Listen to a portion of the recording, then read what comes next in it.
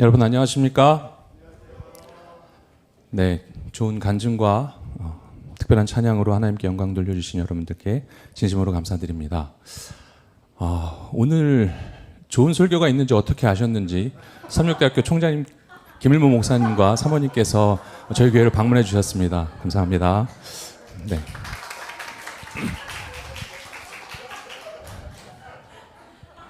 이 앞자리에 서게 되면 저는 매주 서는데도 참 떨려요. 그리고 이곳에 서게 되면 뭔가 찬양을 해야 될 것 같은 부담감이 항상 있습니다. 하지만 오늘은 말씀을 잘 전하는 도구로서 잘 사용되어 보겠습니다. 오늘은 데살로니가 전서 5장 강의 시간입니다. 제목은 남은 백성과 남을 백성을 주제로 여러분들께 말씀을 드리고자 합니다. 한 아버지가 죽음을 앞두고 아들들을 불러놓고 유언을 시작하였습니다. 아들아, 내가 죽기 전에 마지막으로 할 말이 있단다. 내가 죽거든 집 앞에 있는 황무지를 파보거라. 내가 너희들을 위해 큰 보물을 묻어놓았단다. 그러고 아버지는 돌아가셨습니다. 그리고 게을기로 소문난 삼형제는 보물을 찾기 위해서 정말 열심히 그 땅을 파봤습니다. 하지만 그들은 보물을 발견하지 못했습니다. 실망하고 낙담하고 있던 그때 그들이 열심히 팠던 그 땅에서 싹이 나고 잎이 나고 열매가 맺어졌습니다. 그들은 이것을 보면서 기뻐하며 소리쳤습니다. 이제 알았어. 아버지가 말한 보물은 바로 우리들의 땀방울이었던 거야. 그러면서 그들은 즐거워했습니다. 하지만 하늘에서 그 모습을 지켜보던 아버지는 한심하다는 듯 한마디 하셨습니다. 야, 이놈들아, 진짜 보물 숨겨놨는데 못 찾아놓고 딴소리는. 우리도 하나님의 뜻을 오해하며 살아갈 때가 있습니다. 그렇죠? 우리가 편한 대로 생각하고 이것이 하나님의 뜻이라 생각하며 살아갈 때가 있습니다. 데살로니가 교회에도 이런 오해가 있었습니다. 데살로니가 교회에 어떤 오해가 있었는지, 그리고 데살로니가는 어떤 곳인지 먼저 살펴보도록 하겠습니다. 데살로니가 지역은 굉장히 중요한 지역이었습니다. 동방과 로마를 연결하는 중요한 곳이었고, 또 항구 도시로서 유명한 상업지였습니다. 그렇게 지리적으로 중요한 곳에 있었고, 사도 바울이 데살로니가에 처음 오게 된 때는 2차 선교여행 당시에 빌립보를 떠난 직후였습니다. 바울은 거기서 새 안식일을 보내면서 성경을 강론하였는데 그 성에 동요가 일어나고 단시간의 전도로 큰 무리의 헬라인들과 많은 귀부인들도 회심하는 역사가 일어났다고 합니다. 바울이 이곳에서 이렇게 단시간에 회심과 부흥을 일으킨 것은 아마도 그가 전한 영광스러운 주의 재림에 대한 기별 때문이었을 것입니다. 예수님의 다시 오심은 그곳 사람들에게 삶의 희망이자 위로이며 궁극적인 목적이 되었을 것입니다. 데살로니가 교회는 신앙적인 뜨거움은 있었지만 재림에 대한 오해가 있었습니다. 그들은 고난을 당하고 있었고 오해로 슬픔에 빠져 있었습니다. 사도 바울은 고난과 슬픔에 빠져 있는 데살로니가 교회를 위해서 고린도에서 첫 번째 편지를 보낸 것이 데살로니가 전서입니다. 데살로니가 전서는 이번 주에 말씀 묵상을 해보셔서 아시겠지만 매 장 마지막에 예수님의 재림을 언급하고 있습니다. 1장 10절에서 그의 아들이 하늘로부터 강림하심을, 2장 19절에 그의 강림하실 때, 3장 13절에서 예수께서 그의 모든 성도와 함께 강림하실 때, 4장 17절에서 구름 속으로 끌어올려 공중에서 주를 영접하게 하시리니, 5장 23절에서 우리 주 예수 그리스도로 강림하실 때, 계속해서 매 장 예수 그리스도의 재림을 이야기하고 있습니다. 그렇게 재림에 대한 기별을 이들은 갖고 있었지만 재림에 대한 오해도 갖고 있었고, 그것을 바울은 그 오해를 바로잡고자 쓰여진 오늘의 본문이 데살로니가 전서의 핵심 기별입니다. 이 핵심 기별을 통해서 혹시 우리에게도 어떤 오해가 있다면 바로잡고 온전한 재림의 소망을 갖는 시간이 되기를 간절히 원합니다. 학창시절로 잠깐 돌아가 볼까 합니다. 여러분들 학창시절 기억나시나요? 혹시 흑백으로 보이시는 분 없으시죠? 네. 다 이게 칼라이실 거라고 생각하고. 네. 잠깐 수업 시간에 한 친구가 달려 들어오면서 외칩니다. 야, 옆반 수학 시간에 쪽지 시험 봤대. 이 한마디에 반은 난리가 납니다. 특별히 수학 선생님은 굉장히 큰 매를 들고 다니셨고요. 쪽지 시험 후에 그냥 넘어가는 적이 없으셨습니다. 다들 동감하시죠? 네. 그렇게 그 소식을 들은 친구들 중에 한 아이는 완전히 짜증을 내며 포기하고 화를 내며 그 시간을 보냅니다. 또 어떤 친구는 어떻게 한 문제라도 풀어보겠다고 책을 펴보고 공부를 해보지만 지난 시간에 뭘 배웠는지 어디를 시험 보는지도 모르고 그 시간을 허비하고 맙니다. 또 어떤 센스 있는 친구는 공부를 제일 잘하는 친구를 찾아가서 야, 뭐 나올 것 같아? 이러면서 물으며 공부를 합니다. 그리고 또 어떤 친구가 또 있을까요? 네, 본인의 잠재력을 믿고 잠을 청해버리는 친구도 있습니다. 이렇게 그 상황을 모면해보려고 다들 엄청 분주하게 모든 상황이 진행될 때, 하지만 그 상황에도 당황하지 않고 잘 준비하고 있는 친구들이 또한 존재합니다. 참 얄밉죠? 네. 이 친구들은 평상시에 예습도, 복습도 굉장히 잘하고 수업도 잘 듣습니다. 언제 시험을 보든지 언제나 준비된 친구들. 이 준비된 학생들은 4대고사든 모의고사든 또 언제나 보는 쪽지 시험이든 어떤 것에도 상관하지 않고 편안함을 유지하며 시험을 봅니다. 그리고 또 굉장히 잘 봅니다. 하지만 준비되지 않은 학생들은 1년 전부터 중간고사는 언제야, 기말고사는 언제야 라고 다 알려줘도 또 갑자기 보는 쪽지 시험도 언제나 준비하지 않고 그 시간이 다 돼서야 갑자기 밤을 새고 쪽집게 선생님도 찾아가 보지만 결국 시험은 제대로 볼 수 없습니다. 여러분들의 학창시절은 묻지 말까요? 어떠하셨습니까? 네, 알겠습니다. 네.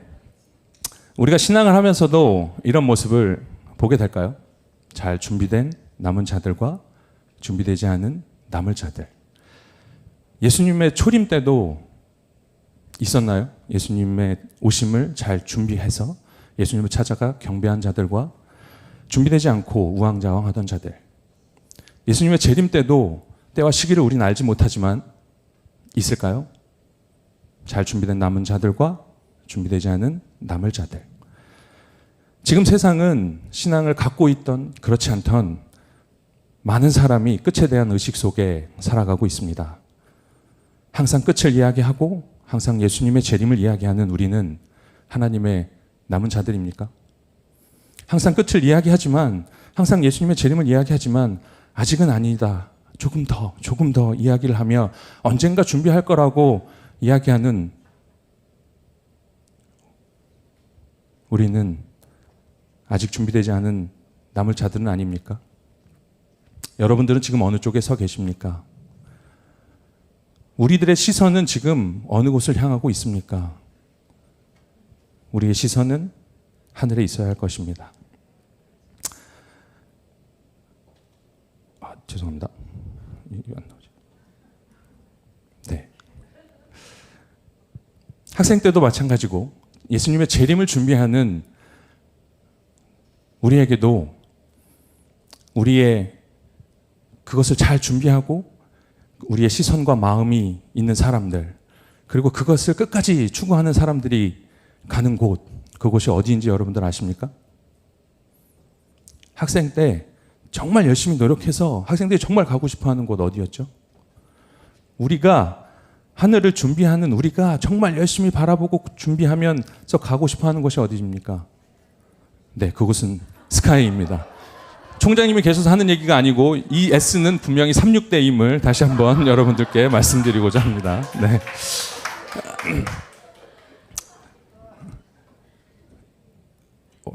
죄송합니다. 자꾸 이게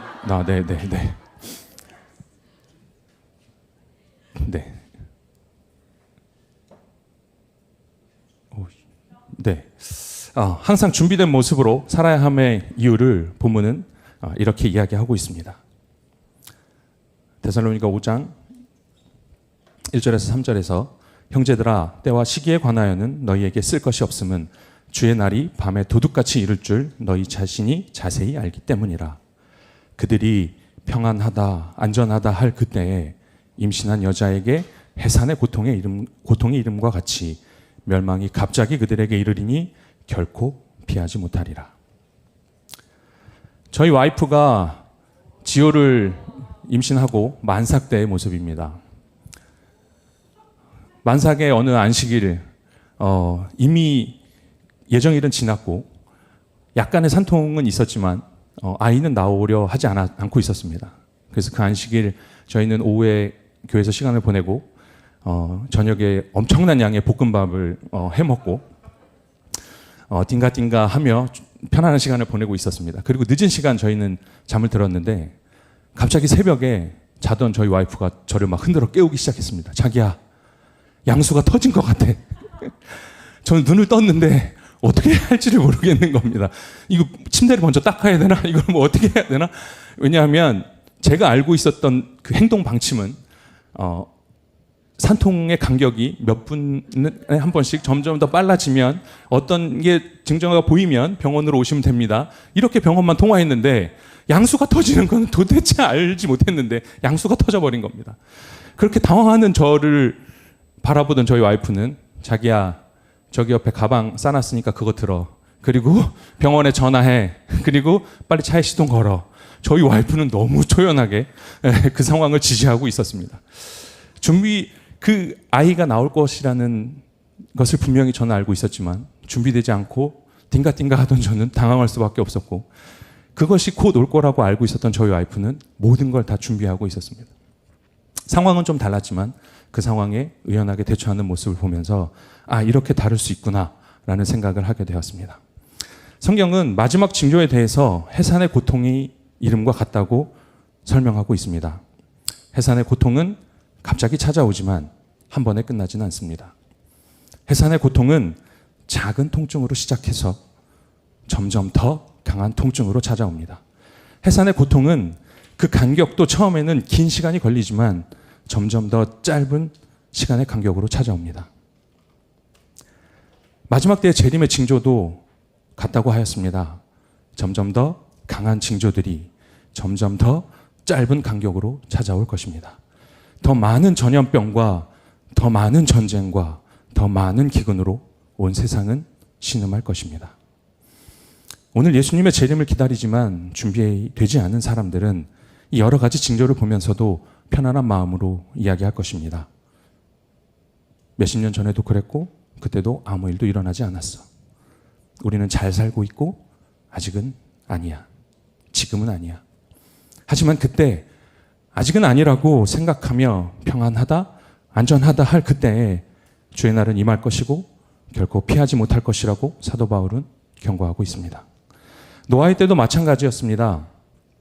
120년 동안 방주가 지어지는 것을 모두가 보았고 모든 동물이 쌍을 이뤄서 방주로 들어감을 보았습니다. 드디어 방주의 문이 닫히고 잠시 두려움에 하늘을 바라보던 자들도 있었을 것입니다. 정말 비라는 게 내리는 걸까? 우리는 진짜 멸망하는 건가? 하지만 그런 두려움도 잠시였을 것입니다. 하루 이틀 아무런 변화가 없음을 보고 그들은 안심하고 평안하다, 안전하다 하며 원래의 생활로 돌아갔을 것입니다. 그때 비가 내리기 시작했고 그들은 멸망을 피할 수 없었습니다. 그렇다면 예수의 재림을 우리는 어떻게 준비해야 할까요? 본문은 이렇게 설명하고 있습니다. 5장 4절에서 6절입니다. 형제들아 너희는 어두움에 있지 아니하매 그날이 도둑같이 너희에게 임하지 못하리니 너희는 다 빛의 아들이요 낮의 아들이라.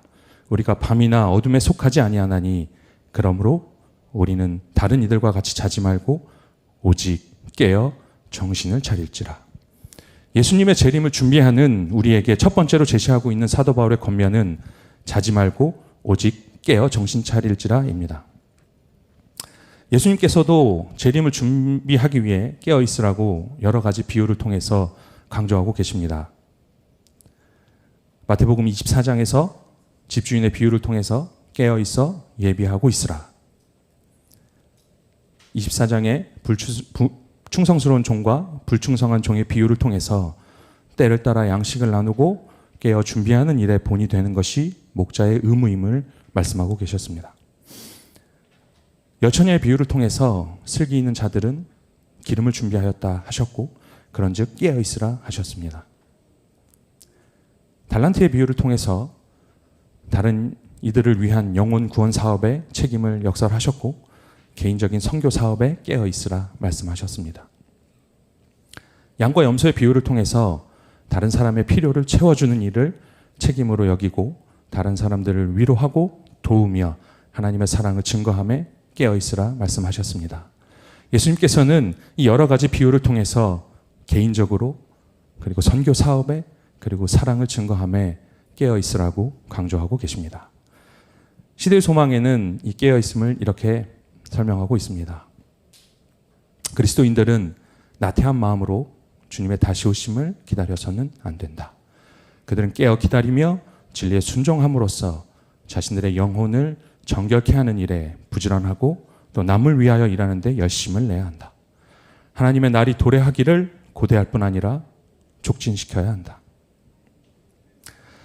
재림을 준비하기 위해 계속 강조되는 단어가 깨어 있으라입니다. 그렇다면 깨어 있는 삶이란 어떤 의미일까요?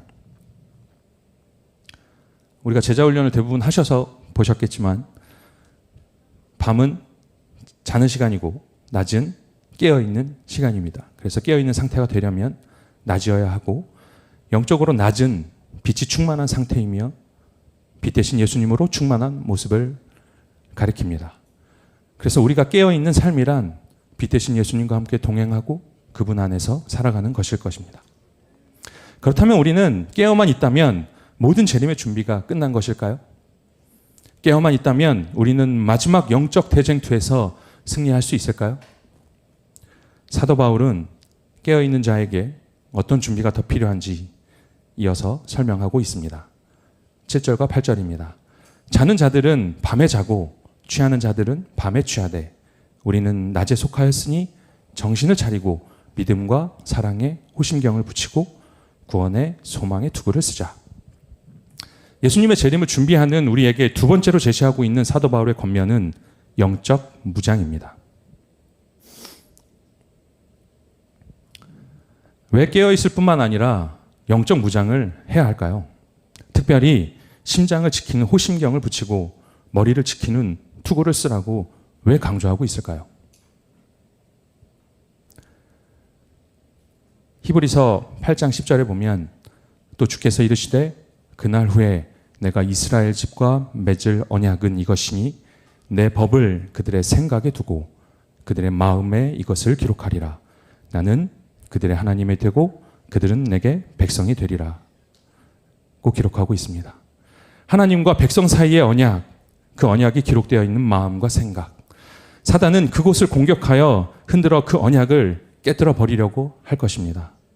사단은 그곳을 차지하려고 할 것입니다. 그것을 지켜야겠습니까? 그것을 지키지 않으면 않고 흔들린 우리는 베드로의 모습을 볼 수 있습니다. 베드로는 강하게 이야기하였습니다. 다 버릴지라도 나는 그렇지 않겠나이다. 내가 주와 함께 죽을지언정 부인하지 않겠나이다라고 소리쳐 외쳤습니다. 하지만 그렇게 힘있게 말했던 베드로도 목숨이 위험한 상황에 처하자 예수님을 저주하며 부인하였습니다. 내가 그 사람을 알지 못하노라. 영적으로 무장하지 못한 예수님의 수제자도 사단의 공격에 여지없이 흔들림을 경험하였습니다. 마지막 때는 엄청난 흔들림이 있을 것이라 성경은 경고하고 있습니다. 믿음이 흔들리고 사랑이 흔들리고 소망이 흔들리는 흔들림의 시대. 이 흔들림의 시대에 우리에겐 이런 것이 필요할 것입니다. 무엇이 필요할까요? 흔들리지 않는 편안함. 이것이 우리에겐 필요할 것입니다. 이 위에서 자면 어떤 흔들림에도 흔들리지 않고 잠을 잘 수 있다고 합니다. 혹시 시몬스 침대에서 주무시는 분 계십니까? 그 편안함을 한번 나눠주시면 감사하겠습니다. 이 흔들림의 시대에 이 시몬스 침대 같은 특별한 무언가가 하나님의 남은 백성에게는 필요할 것입니다. 그것이 무엇일까요? 그것은 하늘과 연결된 영적 무장일 것입니다. 이 영적 무장은 나의 노력으로, 나의 열심으로 내가 변한 것이 아닙니다. 이 영적 무장은 내가 교회를 열심히 다니고 내가 교회에서 봉사를 열심히만 한다고 해서 되는 것은 아닐 것입니다. 이 영적 무장은 온전히 내가 가려지고 예수 그리스도의 모습으로 새롭게 태어난 것일 것입니다. 이 무장한 자의 모습 어떠십니까? 이 안에 있는 사람의 모습이 보이십니까? 원래 있던 사람이 이렇게 변한 것입니까? 아닙니다. 완전 새로운 사람입니다. 어떤 공격에도 흔들림 없이 편안할 수 있는, 어디를 둘러봐도 불완전한 옛사람의 모습을 찾아볼 수 없는 온전한 새 사람이 된 것입니다. 전쟁터에서 기사는 절대 무장을 해제하지 않습니다. 전쟁터에서 어느 부분도 쉽게 노출시키지 않습니다. 영적 전쟁을 치르고 있는 우리는 빈틈을 보여서는 안 됩니다. 사단은 언제든 우리의 모습이 나타나기만을 기다리고 그 빈틈을 노리고 있습니다. 우리의 가장 연약한 그곳, 내가 드러나 내가 보이는 바로 그것을 사단은 공격할 것입니다. 여러분, 매일 집을 나서기 전에 하나님의 전신 갑주를 입으십시오. 나를 감추고 하늘의 능력으로, 하늘의 보호하심으로 사는 것, 그것이 남은 백성의 삶일 것입니다. 그렇다면 우리는 깨어있고 영적 무장, 이렇게만 하면 우리는 구원받을 수 있습니까? 그러면 우리는 구원받을 수 있나요? 더 이상 무엇을 해야 하나요? 이러한 태도는 구원의 근거가 아닙니다. 우리는 이렇게 준비한 행위에 근거해서 구원을 받을 수 없습니다. 그래서 사도 바울은 9절과 10절에 이 사실을 강조하고 있습니다. 하나님이 우리를 세우심은 노하심에 이르게 하심이 아니요 오직 우리 주 예수 그리스도로 말미암아 구원을 받게 하심이라. 예수께서 우리를 위하여 죽으사 우리로 하여금 깨어있든지 자든지 자기와 함께 살게 하려 하셨느니라. 본문을 통해서 사도 바울은 구원의 근거에 대해 분명히 말하고 있습니다. 오직 우리 주 예수 그리스도로 말미암아 구원을 받게 하심이라. 우리를 위해 죽으사 자기와 함께 살게 하셨느니라. 예수님께서는 우리와 함께 살기를 얼마나 원하셨으면 죽으사 함께 살게 하려 하셨다고 표현하고 있습니다. 저는 이 시간 예수님의 사랑만큼 완전하진 않지만 사랑하는 딸과 함께 하늘에서 살기를 원했던 어머니의 사랑 이야기를 전해드리고자 합니다.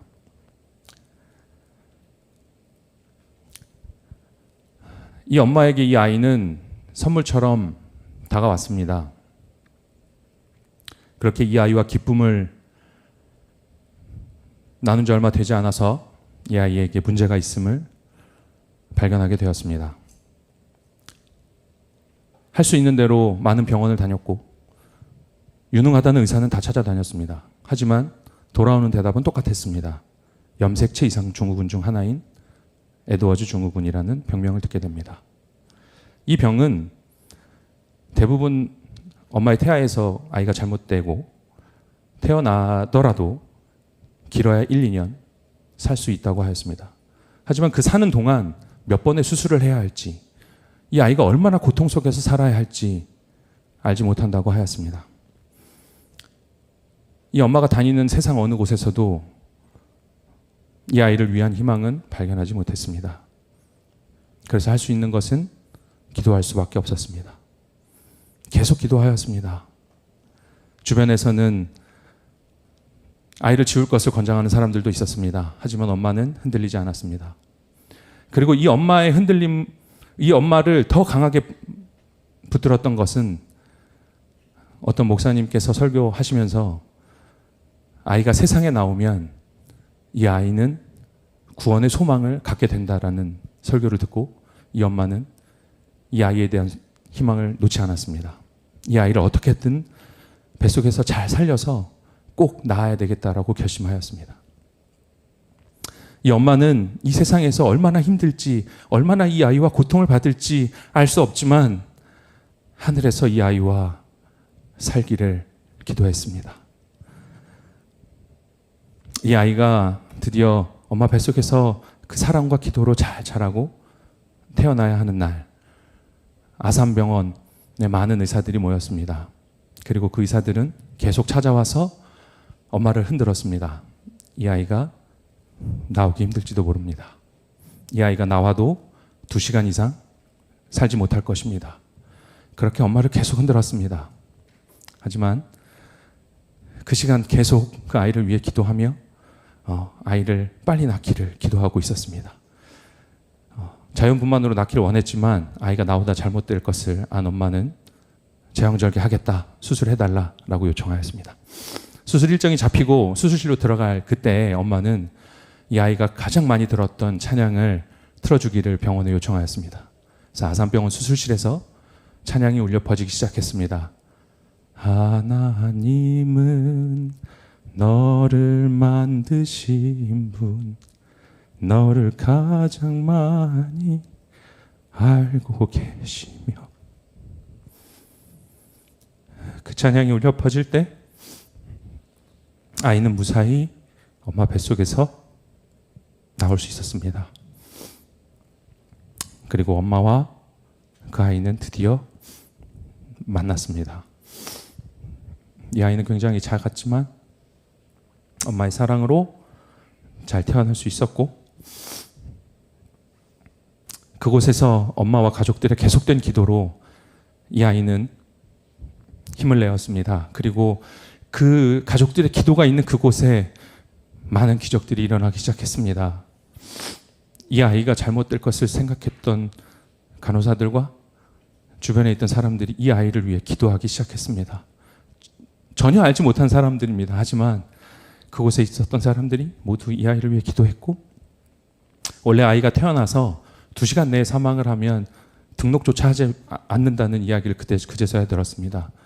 그래서 이 아이가 2시간을 넘겨야 등록이 되고 그 전에 사망하게 되면 뱃속에서 사망한 것처럼 꾸며진다고 하더라고요. 그래서 더욱 간절히 기도했습니다. 그런데 이 아이가 아무 조치도 취하지 않았지만 2시간 동안 그 사랑으로 엄청 잘 견뎠습니다.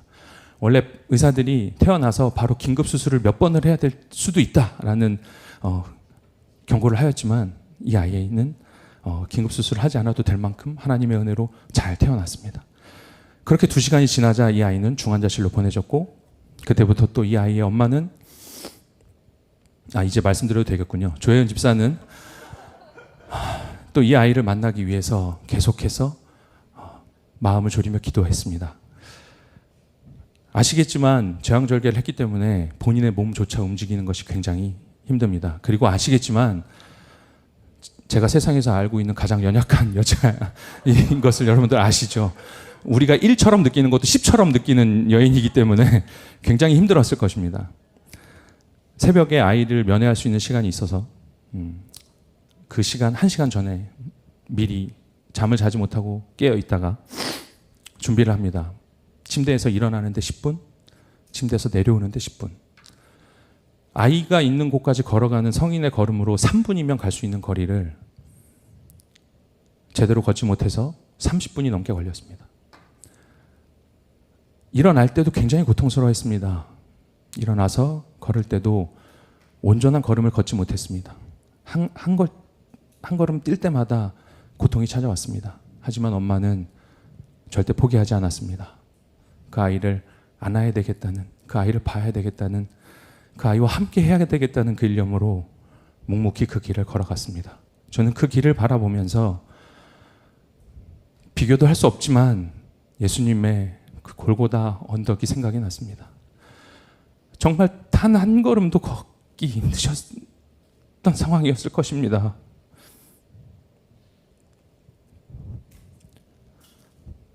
그 길이 너무나 멀어 보였을 것입니다. 매 걸음을 걸을 때마다 고통이 찾아왔고 많은 사람들이 욕을 했고 침을 뱉었고 매 순간 고통이셨을 것입니다. 하지만 포기하지 않으셨습니다. 그 길을 걸어가야지만 하나님의 백성과 하늘에서 살 수 있음을 아셨기 때문입니다. 이 엄마가 그 고통스러운 시간을 견디어서 그 아이에게 도달했을 때 그 아이는 엄마의 품에 안겨서 엄마의 사랑으로 그 힘든 시간을 견뎠습니다.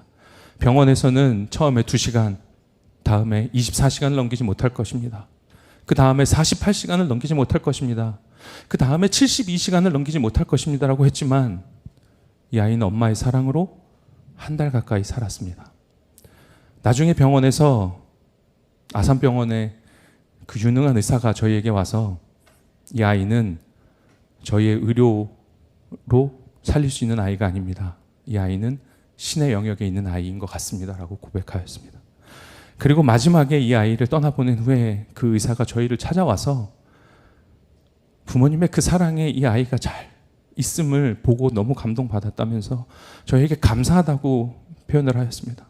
저희는 그때 하나님께 감사의 영광을 돌릴 수 있었습니다. 아이의 모습입니다. 처음에는 젖도 먹지 못할 거라고 했는데 아이는 젖도 잘 먹었고요. 엄마와 함께 정말 가족들과 함께 행복한 시간을 보내다가 정말 몇 번의 수술을 거쳐야 하고 정말 이 아이가 얼마나 고통스럽게 살아야 할지 모른다고 의사들은 경고했지만 이 아이는 살아있는 1달 동안 너무나도 행복하게 아프지 않고 정말 몸에 칼 하나 대지 않고 행복하게 살다가 잠들었습니다. 저희 가족은 이 아이의 죽음이 너무나 슬펐습니다. 하지만 저희는 하나님께 감사할 수 있었습니다. 왜냐하면 이 아이를 통해서 저희 가족은 이 아이가 구원의 소망을 가질 수 있도록 우리도 더욱 열심히 하늘에 가야 하는 이유를 한 가지 또 저희에게 만들어 주셨습니다. 그리고 또 저희에게 아이를 먼저 떠나보내야 했던 많은 부모들, 아이가 아파서 힘들어하는 많은 부모들에게 위로를 할 수 있는 자격을 저희에게 주어주셨습니다. 저희는 저희가 받은 이 위로를, 저희가 받은 이 사랑을 그들에게 나눌 수 있는 자격을 얻고 그것을, 그 위로를 전하며 살 것입니다. 그리고 예수님 오시는 그날 건강한 모습의 이 아이와 그곳에서 반드시 만날 것입니다. 예수 그리스도의 죽으심으로 얻은 그 구원, 그 구원으로 말미암아 우리는 하늘에서 그분과 살게 될 것입니다. 우리는 그곳에서 가장 좋은 모습으로, 기쁨으로 만나게 될 것입니다. 사도 바울은 마지막으로 재림을 준비하는 우리들에게 이렇게 권면하고 있습니다. 그러므로 피차 권면하고 피차 덕을 세우기를 너희가 하는 것 같이 하라. 서로 위로하고 서로 덕을 세우라 이야기하면서 이미 잘하고 있음을 칭찬하였고 더욱 힘쓰도록 격려하고 있습니다. 우리 열린교회는 서로 위로할 만한 공동체입니까? 우리는 서로 덕을 세울 수 있는 공동체입니까? 이미 잘하고 계신 열린교회 모든 성도님들을 칭찬해드리고 싶습니다. 앞으로 더 잘하실 열린교회 모든 성도님들께 박수를 보내드리고 싶습니다. 하지만 여러분, 우리의 눈을 크게 뜨고 주위를 한번 둘러보십시오. 우리의 손길이, 그리고 우리의 마음이, 우리의 헌신이, 그리고 우리의 사랑이 필요한 것들이 보일 것입니다. 예수님께서 보이셨던 그 사랑과 헌신이 우리들에게 필요한 때입니다. 위로가 필요한 곳에 위로를 나누시고 사랑과 헌신이 필요한 곳에 덕을 세우는 우리 모두가 되시기를 간절히 기도하겠습니다. 오늘의 주제곡입니다. 주님 다시 오실 때까지. 주님 다시 오실 때까지 나는 이 길을 가리라. 좁은 문, 좁은 길, 나의 십자가 지고 나의 가는 이 길 끝에서 나는 주님을 보리라. 영광의 내 주님 나를 맞아주시리. 주님 다시 오실 때까지 나는 일어나 달려가리라. 주의 영광 온 땅 덮을 때 나는 일어나 노래하리. 내 사모하는 주님, 온 세상 구주시라. 내 사모하는 주님, 영광의 왕이시라. 여러분, 주님 다시 오실 때까지 이 길을 가시겠습니까? 그 길은 좁은 문입니다. 그 길은 아주 좁은 길일 것입니다. 그 길은 나의 십자가를 지어야 하는 길입니다. 하지만 그 고통의 길 끝에서 결국 우리는 주님을 보게 될 것입니다. 영광의 내 주님이 나를 맞아 주실 것입니다. 그때까지 함께 달려가시겠습니까? 이렇게 해서 달려가시겠습니까, 여러분? 그때까지 함께 달려가시겠습니까? 그곳에서 함께 주님을 맞으시겠습니까? 감사합니다. 죄송합니다.